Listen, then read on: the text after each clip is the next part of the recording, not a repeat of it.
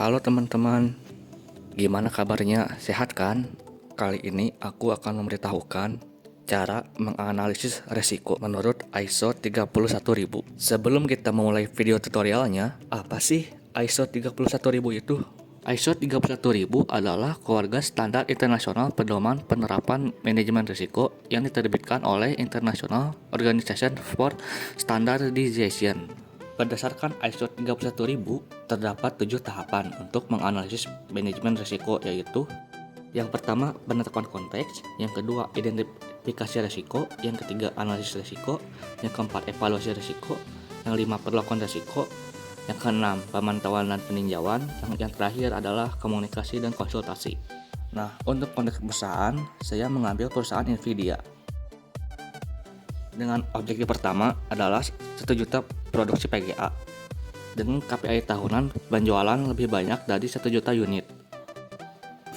Yang kedua, menjaga reputasi positif perusahaan sebagai penyedia komponen VGA terbaik dengan KPI tahunan indeks reputasi lebih besar dari 85%. Yang ketiga, tidak ada cacat produk-produk pada proses produksi PGA dengan KPI tahunan kelancaran proses produksi internal lebih besar dari 95%. Yang terakhir, tidak ada error dan bug pada driver PGA dengan KPI tahunan tingkat kestabilan software driver lebih besar 95%. Nah, pada konteks juga kita tentukan nih toleransi resikonya. Kita katakan bahwa Nvidia memiliki toleransi resiko dengan deviasi 10% dari KPI yang telah ditetapkan. Nah, selesai kita menetapkan konteks, kita lanjut pada identifikasi resiko. Nah, untuk menetapkan identifikasi resiko, KPI tadi yang sudah kita buat pada konteks, kita masukkan ke dalam tabel identifikasi resiko. Nah, lalu teman-teman tinggal ini aja, identifikasi aja peristiwa resiko dan penyebab peristiwa resiko.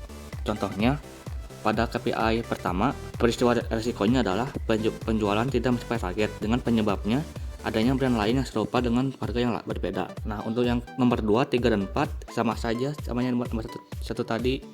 Tentukan peristiwa resikonya dan penyebab peristiwa resikonya. Nah, setelah itu kita lanjut ke analisis kriteria.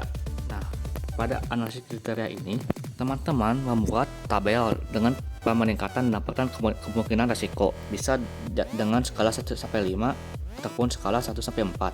Di sini saya menggunakan skala 1 sampai 5. Nah, di sini ada skala sangat rendah, sedang, tinggi, dan sangat tinggi.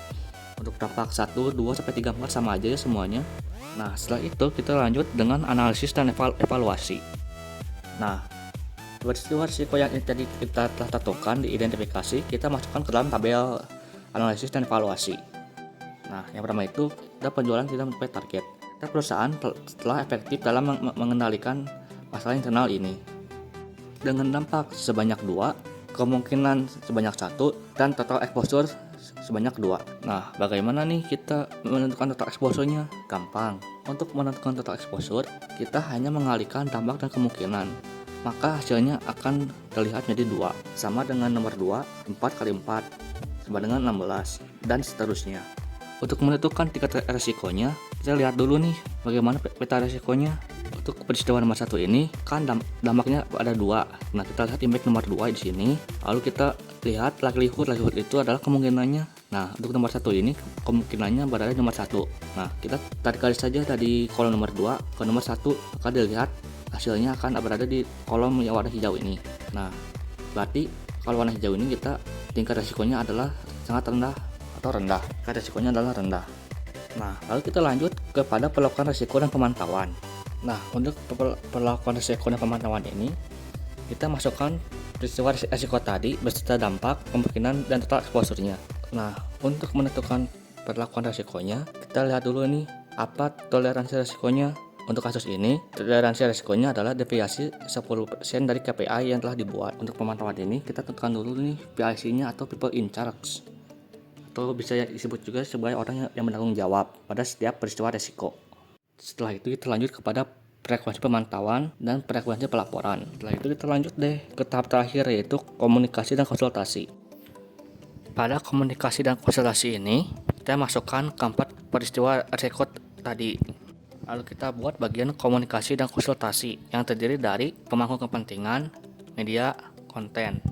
Contohnya, pada komunikasi, pemangku kepentingannya adalah direksi atau BDO, medianya menggunakan meeting, dan konten yang akan dibahas adalah risiko yang dihadapi divisi pemasaran.